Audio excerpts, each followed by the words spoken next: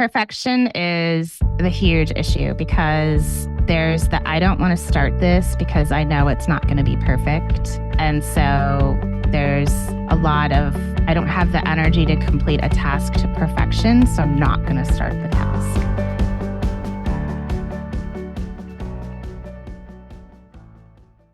What's up, ADHD reWired listeners? Before we get started with today's show, I just wanted to let you all know that we're having another spring registration event this week for our upcoming season of coaching and accountability groups this Thursday, March 7th at 11:30 a.m. Pacific, 2:30 p.m. Eastern. Go to coachingrewired.com to get your name added to our spring interest list and start your pre-registration process today. That's coachingrewired.com to get your name added to our spring interest list so you can join us for our next spring registration event in just 2 days. This Thursday, March 7th at 11:30 a.m. Pacific, 2:30 p.m. Eastern. More about our coaching groups at the break. And now, on with today's show.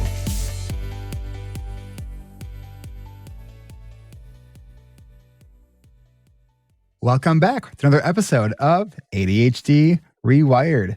Today's guest is Kristin Koliha. Kristin is a clinical social worker with a background in working with those with an ADHD diagnosis. She's a mom of 2 kids who have ADHD, a business owner, and also has ADHD as well, and received that diagnosis later in life. She works as a coach and educator for those with ADHD who struggle to manage their homes, working with them to create an individualized strategies to help with home keeping. She focuses on mindset shifts, ADHD diagnosis education in the context of home and environment, and support for those who want to take their homes from chaos to calm. Kristin, welcome to the podcast. Thanks so much for having me. So your area of focus is on sort of home stuff. Yes, homekeeping. How come that became your niche focus? I'm a therapist who's worked a lot with ADHD folks for years, and I am a mom and have 2 boys with ADHD, and had set up a lot of things in my house just to sort of, it made sense for me and for them. And I realized, as most women, adult women are getting diagnosed, that, their kids who have ADHD look a lot like them. And so then I went and got diagnosed and then realized a lot of the things I had, of course, set up worked for my brain, worked for their brain. Also working with adults with ADHD in therapy, one of the things that they were really struggling with if they had recently left the house, like their parents' house, or had left. Sorry, I just laughed at the thumbs up bubble. So Zoom is trying to distract us. Like we don't need any help with the distractions here. So they had either, it was kind of setting up their first space, right? And if someone had sort of done everything for them, they kind of like always knew where everything was. They had that safety net of a parent or a roommate sometimes who would be like, your keys are over here, or do the dishes, it's your turn, right? They had those prompts. And when they were moving into their own spaces, it was like, oh, this is really tough. So it was a combination of those newly minted adults who are trying to adult, and then my own experience of also trying to raise kids and give them the skill set of like, my keys have always had a landing zone because I was so tired of wasting years searching for them. Partly because I have a background in clinical social work, so I've done brain study stuff, and I just naturally gravitated towards that and sort of problem solving. But then it kind of all clicked and made sense. So that's why I think environment's super important, and I think it can really impact how you feel. It impacts your symptomology, and so just really making sure that working through, how it doesn't have to be a struggle. It can actually be a little bit of self-care. And approaching it slightly differently. Would you describe yourself as an organized person? I would describe myself. I have a quiz, and I do like a piler, a stuffer, a magician. And I am a piler, and I know I'm a piler. And I know I like to put things in those doom piles. I know that's my tendency. So I work really hard at, okay, my default is to throw it on a pile. So I have to work hard at Okay, I got to sort this. I got to touch it once. I literally have to repeat in my brain when the mail comes in, touch it once, touch it once, touch it once, touch it once. Otherwise, it will be 3 months later and I'll find that bill that I'm like, oh, I didn't pay that. And then the ADHD tax shows up. So organized, yes, in my own way. And I know that clutter overwhelms my brain. And I know that that's one of the things that visually, if I see it, I have to take care of it. It's funny because, like, for me, like, I'm definitely affected by clutter, but I feel like it's not enough of a kick in the ass for me to do something about it. But it's it's a little bit crazy making because it's like I know that stuff. I struggle with stuff. I'll walk around with an item in my house, like, go put it away, but I don't know where it goes. So I literally just put it back in that pile, or maybe I'll put it in a different pile and I'll put it to another room because thinking that's going to magically help me figure out where the hell this thing goes. It's frustrating. Well, and that's the like decision making part that's really hard of stuff is that, and that's, for us, we really struggle with making those choices and those decisions. They feel life or death because some of it is if I put this, I don't know, pair of scissors in this room, I will not probably remember that I put the scissors in this room. And so I'm going to go on Amazon and buy another pair of scissors because I can't remember where I put them. And that's where it becomes like, if I put it away, I'm going to be terrified that and this all happens like, it doesn't happen like as long as I took it. It happens like that. And so that's the hard part is we don't realize like, oh, that's why I'm walking around carrying this. So how do you then help people with the sort of the decisions of what to do with your stuff? Yeah, it's category. Well, it's starting with, first of all, if you can bring less stuff in, that's the first key, is really being intentional about what you're bringing into your house or your apartment or your space, whatever it is, really thinking about ahead of time. I know it's so tempting to want to buy that new thing. It's super cute and we want to get it and it'll look great. But like, where is it going to live? Really thinking about what's its address? It's like when you get a pet, right? You give it a name and you like know where its bed's going to go or the litter box or the fish tank. Like, where is this thing going to live ahead of time? It's funny when you say that. So I have in my house, sitting in I call it my piano room. I was on Etsy. This beautiful, it was like this multi-layered wood, like carved out frame thing for the band Fish. I love the band Fish. Yeah. And I love this thing. It's literally been just leaning against the wall on the floor since I got it because I actually don't know where to put it. And so when he said, like, before you get it, like, know where it's going, I was like, oh, I missed that step. It's probably why it is still sitting on the floor in my piano room. But sometimes, like, and what's hard is that sometimes that backfires because we sometimes find a place for something that we'd never thought that that's where it would end up. Like our creative brains then kick in. And like I had to sell a house a couple years ago and I had to stage it. I didn't want to pay for staging. I'm like, I can stage this. I can figure this out. And we had these posters that are like, I don't even know how tall they're French, like advertising posters. They're huge. They're like 6 feet tall by 3 feet wide. And I was like, I don't want to rehang them. I'm having the house painted. So I like leaned them against the wall. And same thing, I was like, who would lean this? Why would I do this? And it looked fabulous, like I had staged it. So that's when it like bites you in the butt, like the creativity piece is like, sometimes the lightning bolt will hit us. So, but I think for especially like the smaller purchases, like that maybe don't have as much emotional attachment, looking at like, where's this going to land? I'll give you another example. I only have a specific amount of hangers. I will not buy any more hangers unless I get rid of clothing because just because I want it I don't have a place for it. My closet is full. I do not need any more black t-shirts, even though I love them. I don't need them. And so I will not buy hangers. I have to swap something out. And so it's thinking about it in that context of like things are like a certain amount. It's funny because my partner is she's pretty well organized, and she's a graphic designer, so she's like visually like She's very sensitive to her environment, and like everything that she has is with intention.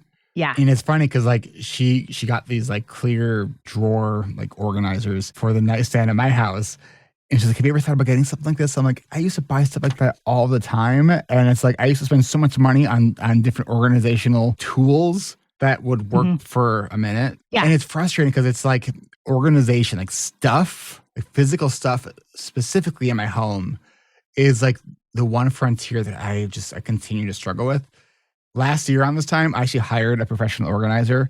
It was traumatic. Like, I did not like working with this person. The sessions were too long. That was one of my biggest issues, was like, she required a minimum of 4 hours. Like, that's 4 hours of me making decisions. She literally walked out of the house with a pile of stuff that I actually didn't want donated, that got mixed in the donate pile. And because like my decision fatigue was so spent, I just let her walk out without her even say anything. I was just like, yeah, no, I know. It breaks my heart. and it was funny with this person too. Like, she's like, well, can I, like, can you leave me a review on Google? I was like, how about a conversation? Because I have a little feedback I'd like to give you if you're going to keep working with people with ADHD. Because she was very much like I'm going to tell you how to organize. Like, no. Like, don't tell me how to do anything. Like, ask me questions and let's find the solutions together. Like, that's how I work best. And we know our brains work best, but we're experiential learners.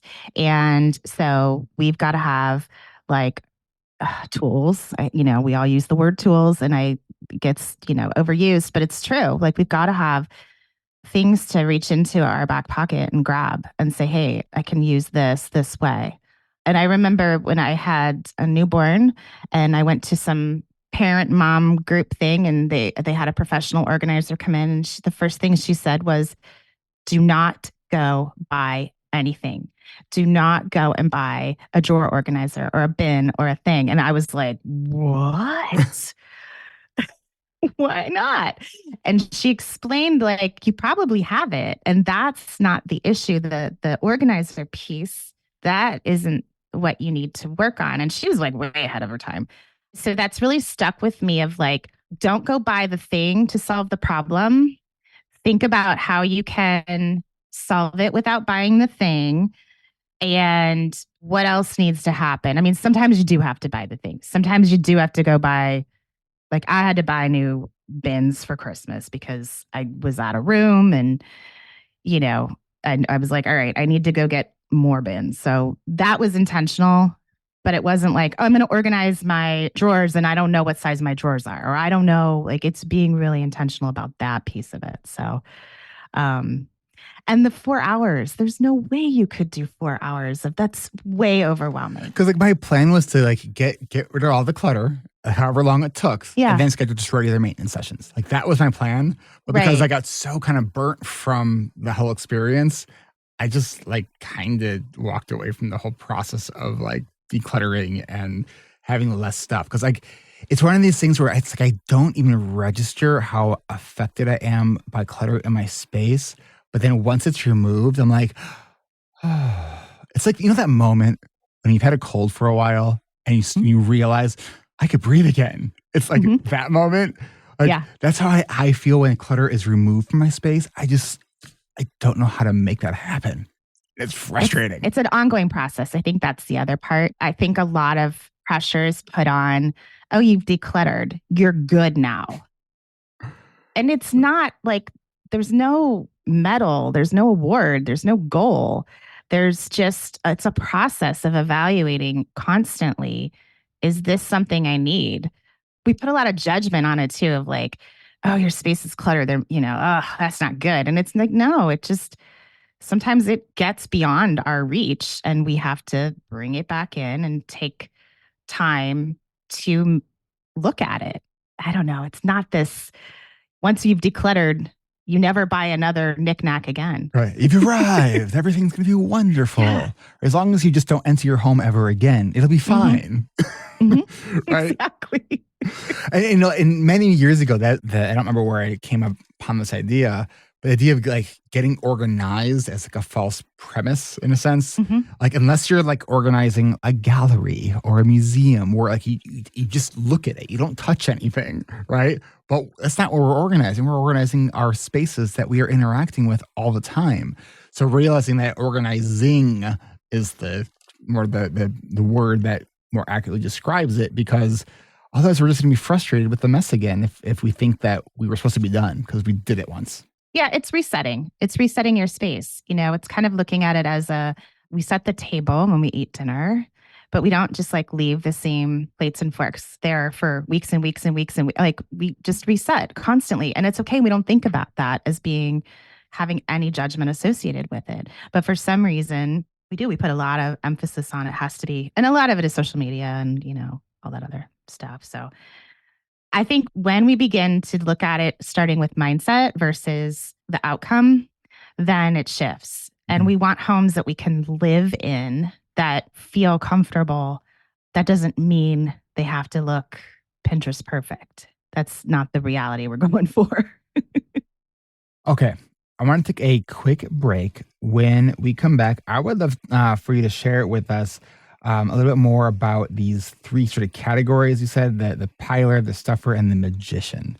So I want to hear more about that when we return. So we will be right back. Support for ADHD Rewired comes from the members of our award-winning coaching community. Learn more and get added to our spring interest list at coachingrewired.com. If you missed our past registration events, no problem. We've got another one coming up this week on Thursday, March 7th at 11:30 a.m. Pacific, 2:30 p.m. Eastern. That's coachingrewired.com to add your name to our spring interest list so you can start your pre-registration process. Do you have every intention of fulfilling all your New Year aspirations? Are you wondering how you'll keep that New Year excitement and momentum going? Has some of the excitement turned into dread? Because even though you've tried all kinds of hacks, tips, tricks, strategies, you find yourself left feeling overwhelmed and unsure of what to do next. If you are ready to learn new skills or enhance the strategies you already have to live better with your ADHD, reframe what consistency can look like for you, get supportive accountability from like-brained people who are just like you, and you're ready to create your new roadmap to move you closer to your biggest goals, then coaching might be right for you. It's the instant support, encouragement, validation, connection, and camaraderie from people who just get it. I really feel this way, that this changed my life. Every week has been something that has been mind-blowing and life-changing. Why not join us?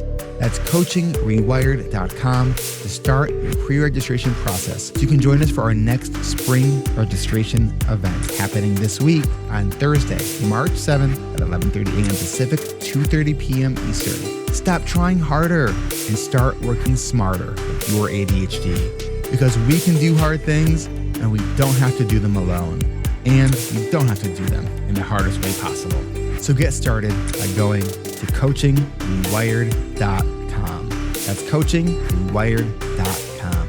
And we can't wait to meet you.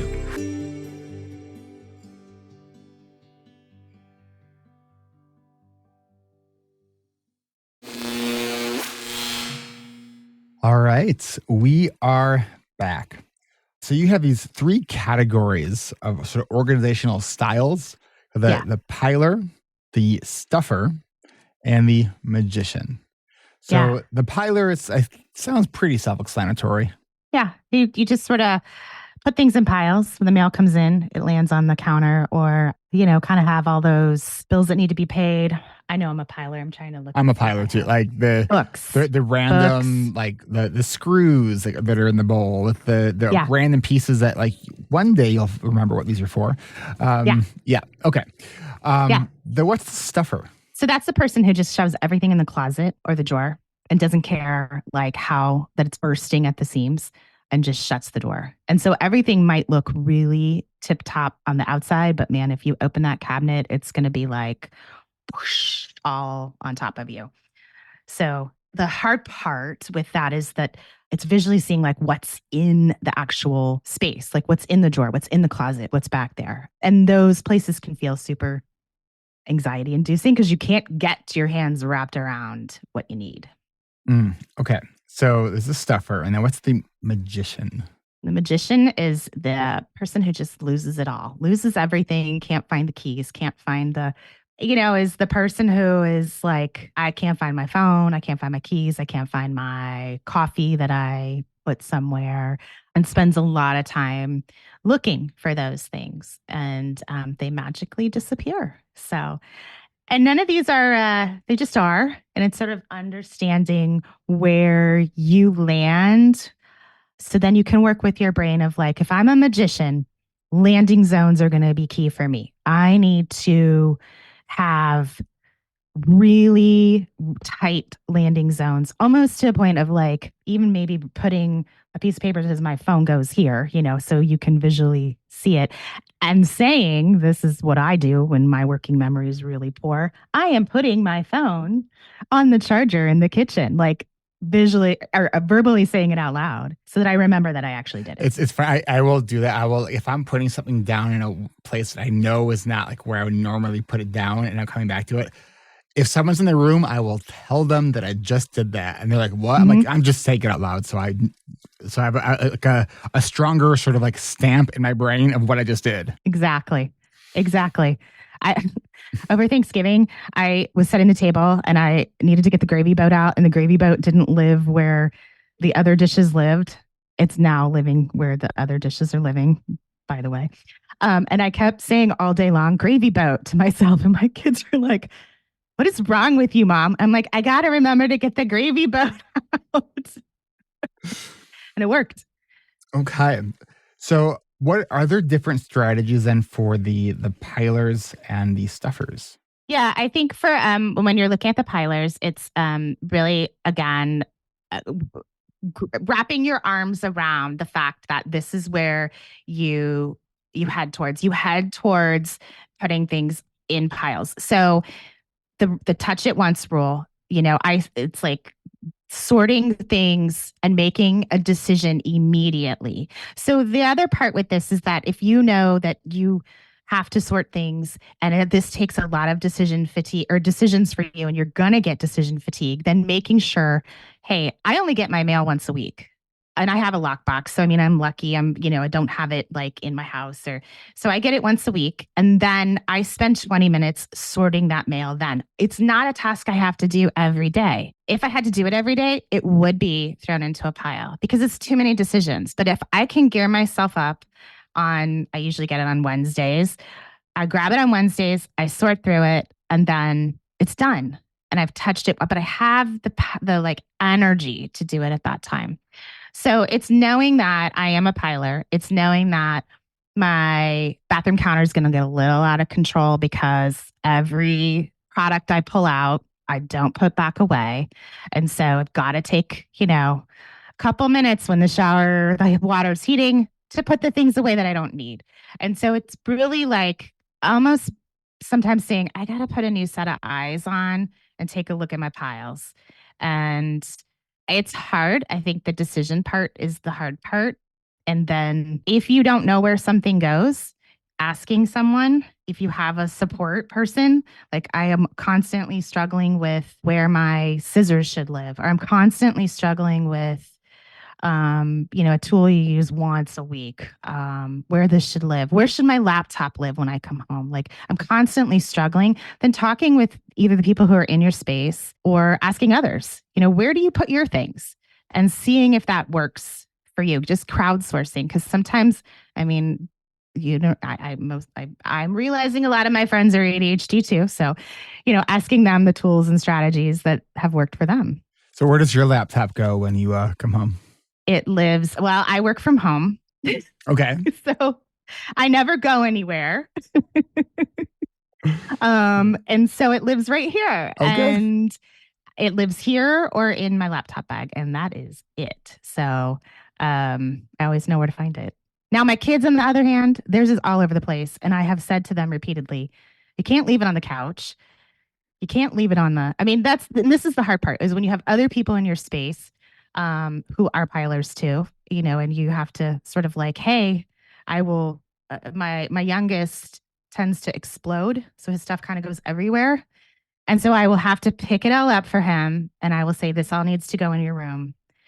And it needs to go where it lives in your room, not just on the floor. And so, I kindly remind him and let me help you if you need it. And 6 times out of 10, it works. It's probably not so bad. Yeah. I mean, I'll take the wins when I can get them. How old's your son? I have a almost 19 and a 15. Wow. Okay. All right. So how much would you say that when people are creating systems, does perfection kind of get in the way of the good enough? Perfection is the huge issue because there's I don't want to start this because I know it's not going to be perfect. And so there's a lot of, I don't have the energy to complete a task to perfection, so I'm not going to start the task. And so redefining I think, mindset about good enough is really important. And whose bar are you working towards? Are you working towards your bar or, a partner's bar or a parent's bar or a roommate's bar? Like, who's the bar that you're trying to get to? And how do you have a conversation with that person around, I can't get to that point, but I can get here. And opening those lines of communication around that. It's just, I think, we struggle with perfectionism. And it's the all or nothing thinking. And, I've heard for years of like, it's got to be this way. And it's not realistic. Yeah. Yeah.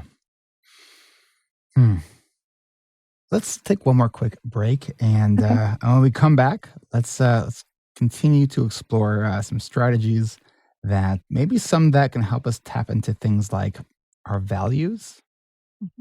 So we will be right back. Welcome, ladies and gentlemen, and all human beings who don't define themselves by those binaries, to the most thrilling spin on productivity you've ever seen. Task Roulette, where your to-do list meets the excitement of chance. Do mundane tasks leave you yawning? Does the mere thought of sorting through your endless to-do list send you spiraling into the vortex of procrastination? Fear not, Task Roulette is here to inject a dose of unpredictability into your daily grind. With just a click, Task Roulette transforms your snooze-worthy chores into a game of luck and excitement. Watch as the wheel spins and let fate decide whether you'll be tackling that big project, cleaning out the garage, or finally starting your tax return from 3 years ago. But the fun doesn't stop there. With each spin, you can land in a mystery task, wildcard breaks, or the dreaded double duty challenge. Will you be the lucky winner or face the ultimate task showdown? And for those of you who thrive under pressure, activate our deadline mode and watch as the stakes get higher. The closer the deadline, the faster the wheel spins, turning every task into a thrilling race against time. Say goodbye to boring productivity apps and say hello to Task Roulette, the only tool that makes getting things done as unpredictable as walking a tightrope over a pool of sharks. Why choose efficiency when you can have excitement? Visit taskroulette.com and spin your first wheel for free. Use promo code It Doesn't Actually Matter because this is not real. Because life is too short for predictable productivity. Task Roulette, turning your to-do list into a to-dare list. Spin the wheel, face your fate, and rediscover the joy in getting things done. Or not. Or experience the joy of things that are real by going to ADHDrewired.com, where you can find real things like our virtual co-working community at adultstudyhall.com, or our coaching and accountability groups, or our Facebook community, or our Patreon community. There is so much real going on at ADHDrewired.com. And yes, We like to help people with ADHD learn to be more productive. We also like to help people with ADHD learn that life is way more than just about being productive. Come join us for real community at ADHDrewired.com. All right, back to the show.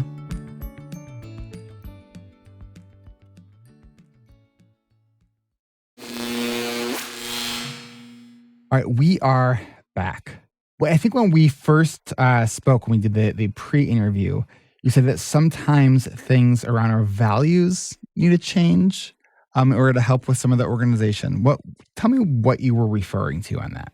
Yeah. So when we're looking at values, and I think the example that I used at that time was that I live in Seattle area, and we are very environmentally friendly. It's like, which is great. I love it.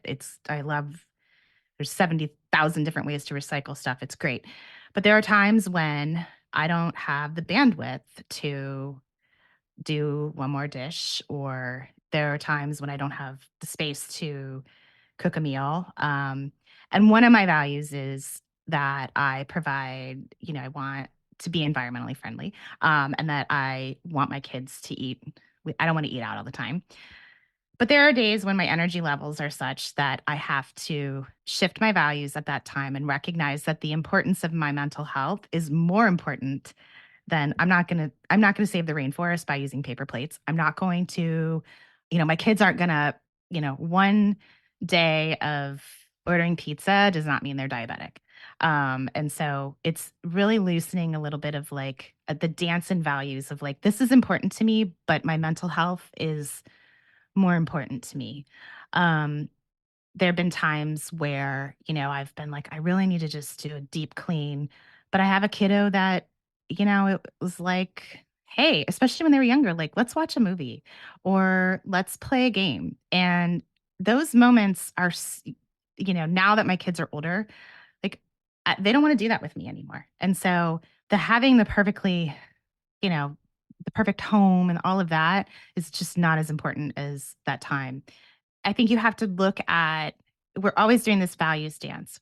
We're always like assessing where we're at, and we can't hold on to things too tightly.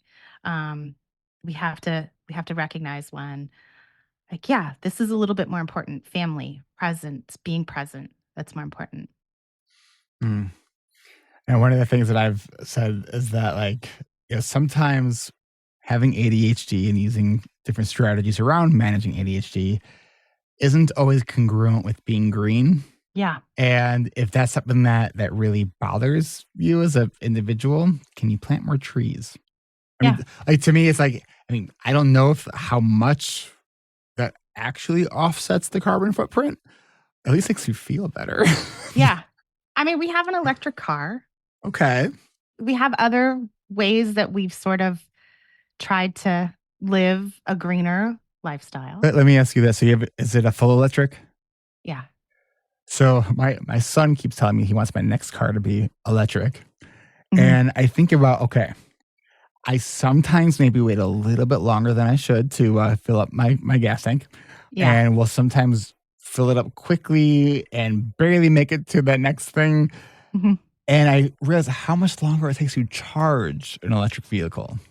So here's the thing Okay. is if you plug it in at night, it charges overnight and it's ready during the day. Okay. So you need to have a charger for your car at home. Yeah. Otherwise, you're screwed.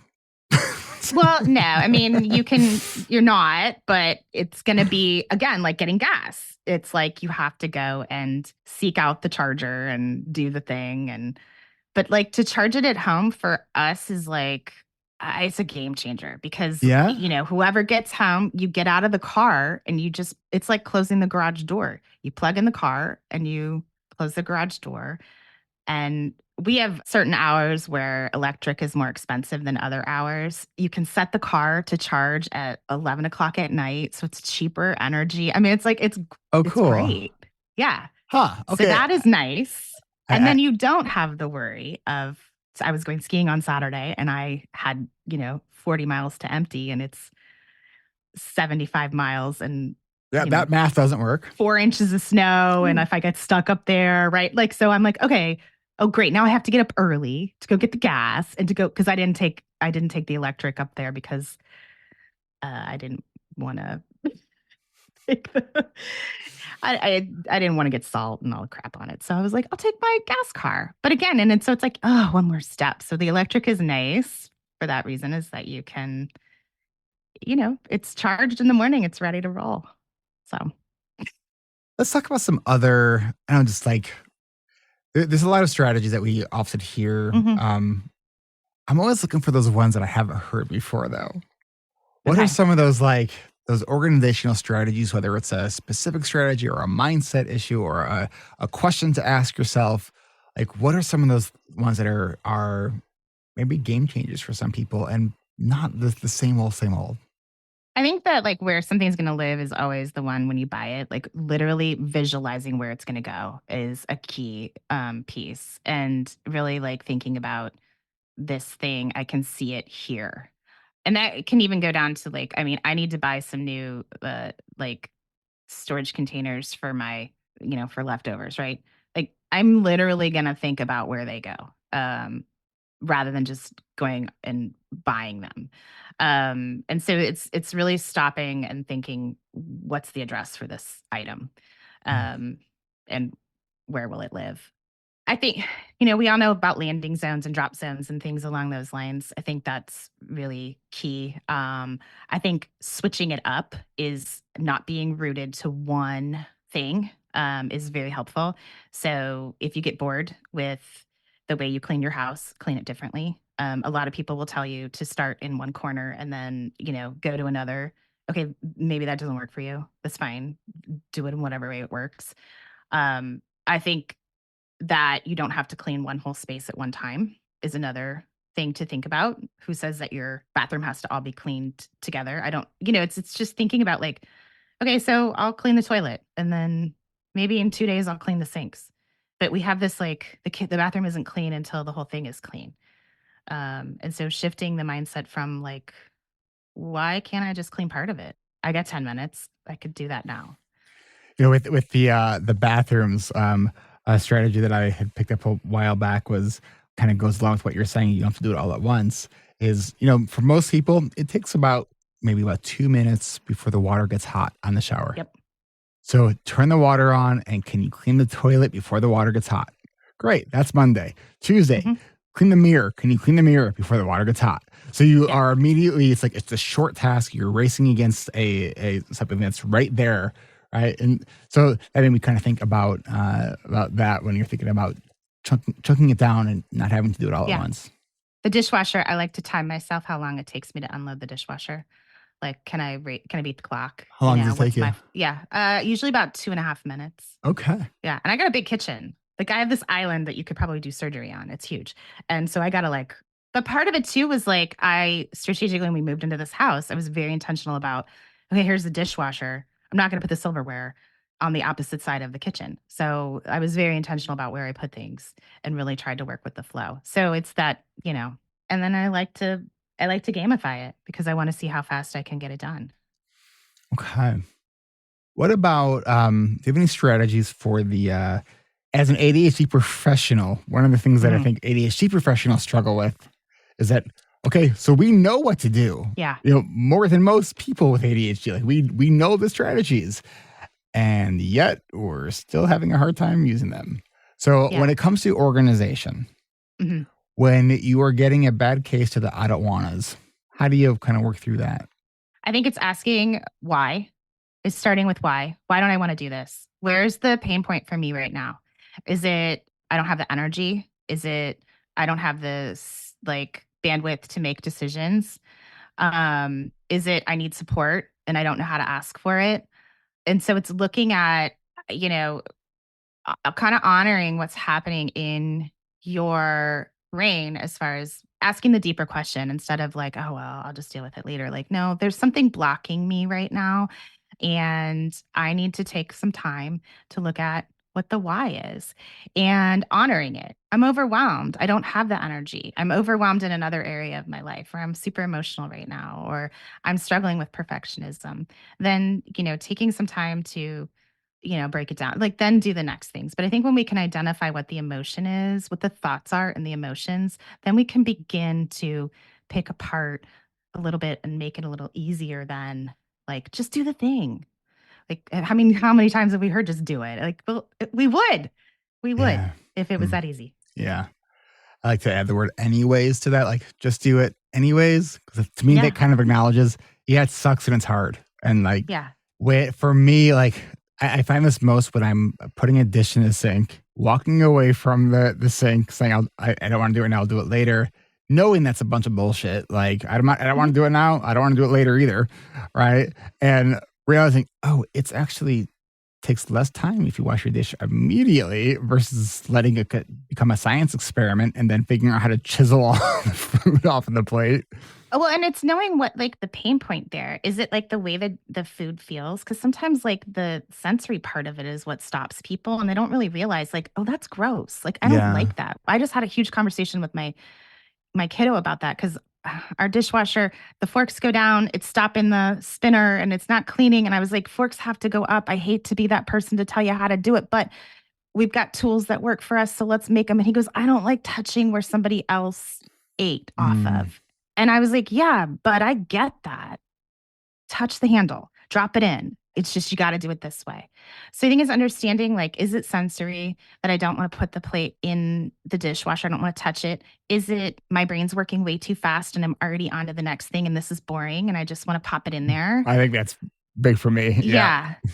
And then knowing like, okay, thinking about tomorrow you's going to be really happy when that Mm. dish is in the dishwasher and you're going to be like, yeah, okay, thank you. I did it. Yeah, that helps me a Yay. lot. Like when I'm like, there's something I don't want to do, and it's like somewhere between a 2 to 10 minute task. Like, all right, Mhm. how will my tomorrow self feel about if I get this done right now? Right. And it's like, do it for tomorrow self, do it for tomorrow self. Yeah. Right. And it helps. And it's, doesn't always work, but we know that the one consistent piece of ADHD, it's inconsistent. And the same thing is true when it comes to like organizing and cleaning. That like sometimes my brain's a rock star and can organize and clean. Other times it feels like I'm trying to like decipher a language that nobody knows. Like it just like I know what I'm looking at, but none of it makes sense to me. Yeah. And honoring that. And sometimes it's like, you know what?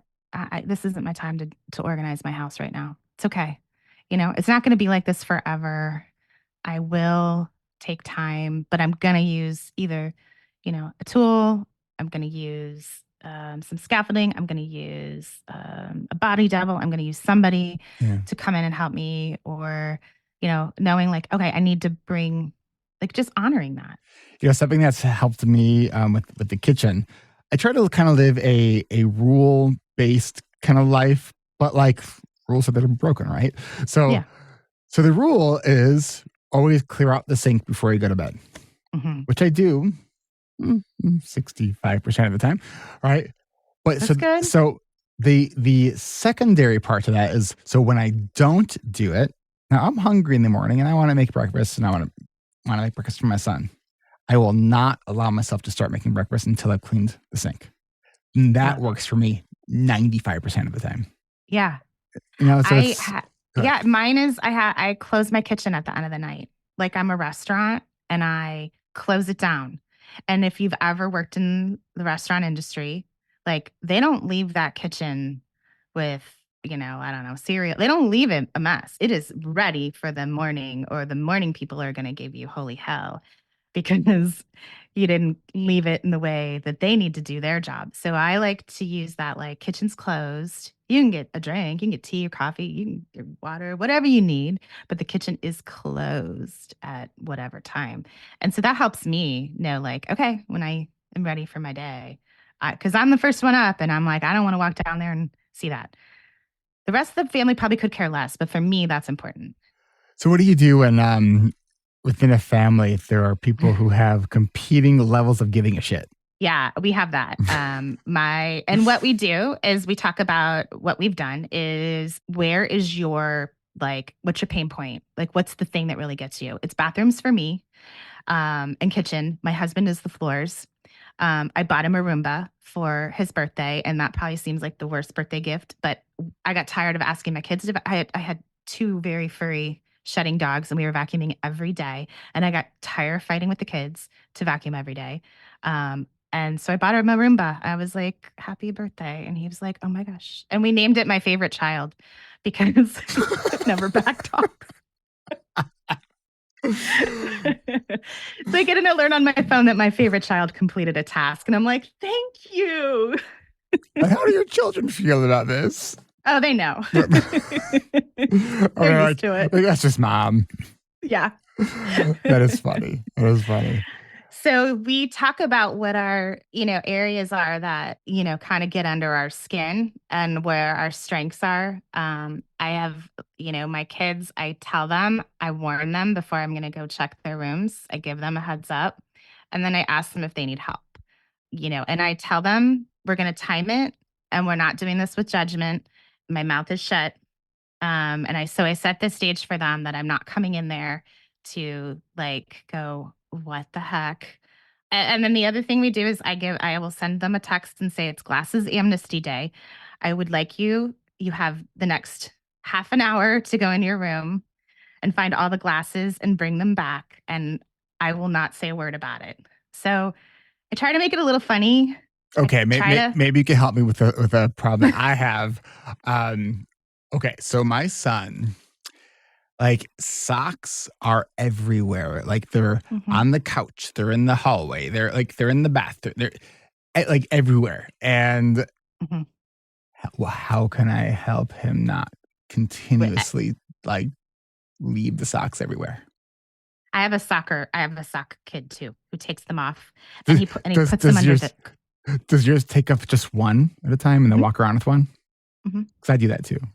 Yeah. And then couch cushion. Puts him under the couch cushion because he doesn't want to that's fun when you have people over and you're like, oh, sounds weird, but I actually have a dirty laundry basket in my kitchen, and I just made him, that pain point was easier than going all the way upstairs. That reduced the stress for him. And I would be like, hey, can you just throw them in there? That doesn't bother him. Going upstairs and putting them in a dirty laundry or in his bedroom, dirty laundry, no way. I was trying to think of where I could. I have I have a little one under the sink, and yeah, it's weird, but I like weird. And weird's great. But that's put the tools where you need them. That's the key of you need the tools where you're doing the job. Well, it's funny. My partner last week was like, so it seems like your son regularly leaves his socks and underwear on the bathroom floor. Have you ever thought about putting a hamper in the bathroom? And it was one of these did I really have never thought of doing that for him? Yeah. So yeah, I imagine within the next week there will probably be a hamper in that bathroom. Yeah. It's so great when we have people who can see sometimes the stuff that seems so, obvious at times. And then we're like, oh, never thought of that. So, but that's where pulling other people in, right? Can be really helpful. She suggested to me that because sometimes I put my clothes in my hamper that's in my closet. And sometimes it just goes along the wall floor by my bed. And so she's like, what if you put your hamper where you throw it when you're not putting it in the hamper? Yeah. Whoa. Well, then there's the jeans, or the things that are not really dirty, but not really clean. That's why we have a chair in the bedroom. Exactly. We have a mirror. With these great things on the top that you can actually hang a hanger on the side. And it was who invented this? They must have been ADHD because it's perfect. I actually recently added a bunch of those 3M hooks to my closet for that particular thing. I'm I wore this once. These are my thick line jeans. It's a little bit warmer today. I don't want to wear those again, but they're not dirty. I'm not going to throw them in the hand. For those kinds of things. Or my hoodies. I can wear hoodies a bunch of times before I have to wash them. Yeah. But yeah, it's better than the chair or the that one that closet or that hanger that you plug in. They usually call a treadmill. Oh yeah. Or yeah. It's like, oh, I can get a pack of 3 M hooks and can literally just like have 10 things hanging and it's off the floor. Yeah. And then if like visually feels good for you, but for your partner too, right? Because when we're talking about like when you are in a space with people who have different needs, like that's really kind and honoring their needs because they had kind of said, hey, this shouldn't be here. And then you're like, oh, yeah, I can respect that and put it somewhere else. So that's part of it too, is, we got to give and take a little bit too with our partners and our families. Yeah. And I think the most, and I, I'll probably still be undoing the messaging that I got growing up because like my diagnosis was lazy slob growing up. Yep. Mhm. And I know I'm not lazy. I am not naturally organized, but I won't call myself a slob because that's a mean thing to tell anybody. Yeah, it's not kind. It's not caring. Mine was she never finishes anything. But she's really smart. And my bedroom was always a mess growing up. I mean, just a tornado hit it, but I knew where everything was. And it was my space and that was okay until then when I had to live with other people and it wasn't okay. And it's like now I see like, oh yeah, now I get why I've, kind of worked through a lot of this and lots of fights at home of get your stuff out of here. And so Let me ask this one more question here, then we're going to yeah. wrap this up. So if maybe a family member or a partner is listening to this, I think it's because, those of us with ADHD can be very sort of shame prone. Mhm. So if you're the person the messes are driving you crazy, Mhm. how do you help that other person without making them feel like their sense of self is being attacked? Yeah, that's a great question. And I think the, for partners, for family members, it's asking, not always asking, what do you need? Because a lot of times we don't know what we need or we would have done it. We are smart. We are amazing problem solvers. If we knew what we needed, we would have figured it out. So I think it's maybe giving 2 options. Let's start here or here and let me help you. And maybe I just need to be in the room with you. Maybe I just need to, I'm going to go do this. Maybe if you did this, we could kind of do it together and making it again, no shame, no judgment, just like not the why can't you do this, but not even how can, what do you need? Let me just sort of come up with some ideas and do any of those hit the mark? Mm. I think I've said on this podcast for the last many years that organization is sort of my like final frontier in managing my own ADHD. I'm still saying that. So, hey, I don't know. Maybe this will be the year. But it'll Or always not. be ongoing, which is okay. It will always be ongoing. You know what? Like the rest of my life, it's always a work in progress, and I'm okay with that. Yeah. Yeah. We've all got to grow. Kristin, where can people reach you and find out more about you? Yeah. So I have a website. It's welcomehomeadhd.com. And you can take my quiz. You can find out if you're a piler, stuffer, a magician. And I'm on Instagram, Welcome Home ADHD. I try to post, mostly home content, but sometimes, it bleeds into like, hey, my ADHD brain just did this. So, because I'm excited. I want to share stuff with people. So that's the best way to find me. You can email me. I have a newsletter and some other resources. So yeah. All right. Well, thank you so much for coming on and we're talking to Kristin Koliha. And this has been great. Thank you so much. Thank you. It's been really a pleasure. And that is all for today, folks. A big thanks again to Kristin for jumping in on the show for this week. Want to start a discussion on today's topics? Are you looking for a free community to join and grab some ADHD tips and tricks? Join our free and secret Facebook community by going to ADHDrewired.com and clicking on the community tab. Then if you are looking for real-time accountability or weekly sessions to help keep you on track, whether it's for cleaning, writing, decluttering, studying, big projects, little projects, or just want to check in, go ahead and check out our Adult Study Hall community at adultstudyhall.com. It's free to try for the first week and only $19.99 a month after that. Finally, if you haven't already, whether you're new to the show or if you've been a long-time listener, consider leaving us a rating and review on Apple Podcasts or your favorite podcast player if your app accepts reviews. Your reviews help get this show into more headphones, and we all want all of our listeners, that's you, to know that you're not alone. And if you haven't checked out Coach Kristin Martz's podcast, the ADHD Creatives Podcast, go check that out now on your favorite podcast app. Look for the green artwork.